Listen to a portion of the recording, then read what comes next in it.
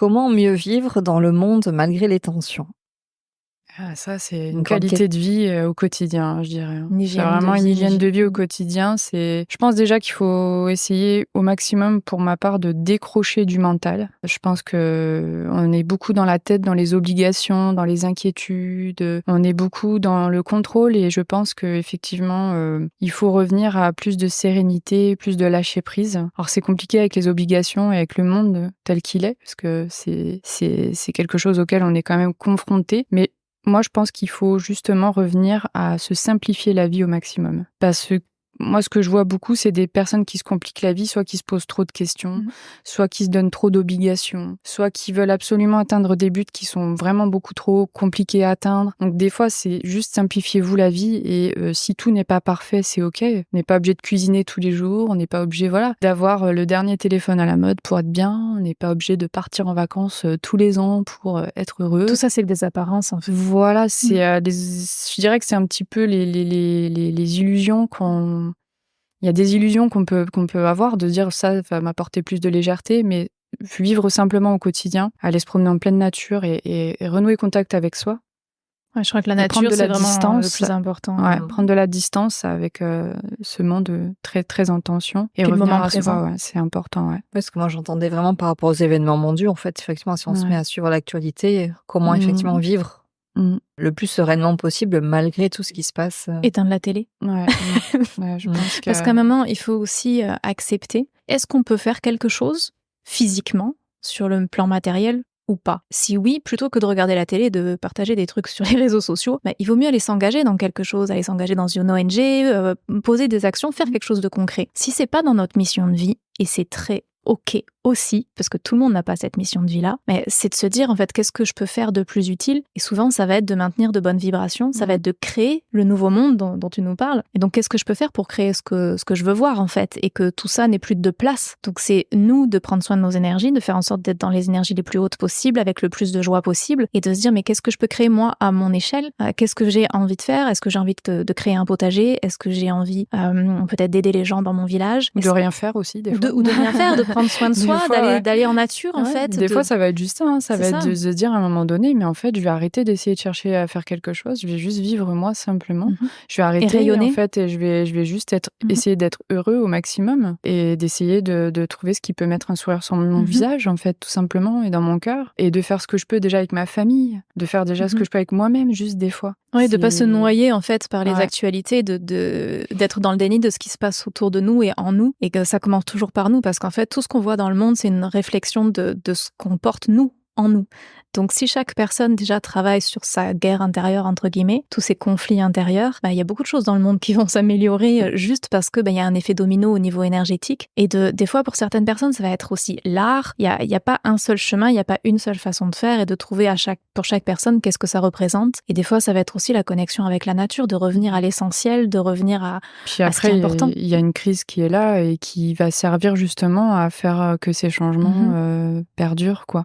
Parce que depuis le Covid, on le voit que les gens ont vraiment complètement changé, pour beaucoup. Je dis pas pour tout le monde, mais pour beaucoup, ont quand même beaucoup plus envie de prendre des boulots à mi-temps, de se poser, de profiter de la vie, d'aller à la plage. Voilà, il y a des gens qui ont envie quand même de beaucoup plus profiter, d'être plus incarnés au final, d'être plus présents. Donc ça va être à un moment donné de savoir s'arrêter avec tout ce qui se passe à l'extérieur et de l'incarner en nous. Et c'est évident que tout le monde a envie que ça se passe bien dans le monde, mais c'est tellement évident, mais on peut rien y faire des fois. C'est juste en commençant par soi, en étant heureux, puis en se disant je fais ce que je peux, et si je peux aider les gens autour de moi, je le fais. Mais le fait de rester dans des énergies basses et d'être dans la colère et dans la par révolte, contre, ça aide personne, voilà, en ça fait. aide personne, quoi. Donc, c'est sûr. c'est de voir qu'est-ce qui contribue réellement, en fait. Qu'est-ce qui a un réel impact. Et bien sûr que pour certains moments, c'est important de partager certaines choses pour que les gens soient au courant. Mais je veux dire, aujourd'hui, tout le monde est au courant de ce qui se passe dans le monde. Donc, il n'y a plus ce besoin, en fait, d'informer. Par contre, on a un besoin de recalibrer les choses. On a un besoin de reconstruire les choses. Et aussi, des fois, d'accepter que pour chaque construction, il y a une période de déconstruction juste avant.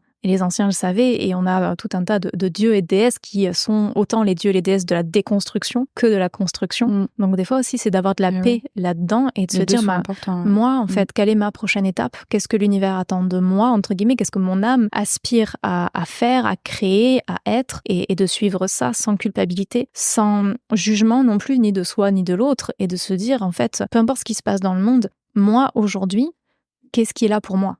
Oui, puis des fois, c'est l'éducation de nos enfants. Ça va être eux aussi, les porteurs de cette jolie flamme de changement, quoi, en fait. Ça va être éduquer nos enfants à avoir plus de conscience. Et on le voit, tous les enfants. Moi, je trouve la nouvelle génération, là, elle est super, quoi, en fait. Ils ont beaucoup plus de conscience pour certains. Il y a de plus en plus d'enfants très, très connectés, très sensibles aux énergies et qui vont construire le monde totalement différemment. Donc le changement, c'est pas pour maintenant, mais on le crée au quotidien en étant bien avec ses vibrations, comme tu dis, et en faisant ce qu'il faut pour essayer d'être au maximum heureux. Et puis bon, tout le monde a envie de trouver un petit peu de passion dans sa vie, un peu de paillettes, de positif, quoi. C'est vrai que c'est déjà faire ce qu'on peut, je dirais, sans se mettre vraiment une marche trop haute, quoi. Et mettre son attention sur ce qu'on a envie de faire croître, en fait. Ouais, exactement. Parce que quand on regarde la télé, on va tout nous montrer que ce qui est négatif, parce que c'est ce qui fait vendre. Mais en réalité, pour chaque chose négative, il y a 10 choses positives qui existent. Donc la question, c'est sur quoi est-ce qu'on met notre attention? De quoi est-ce qu'on se nourrit?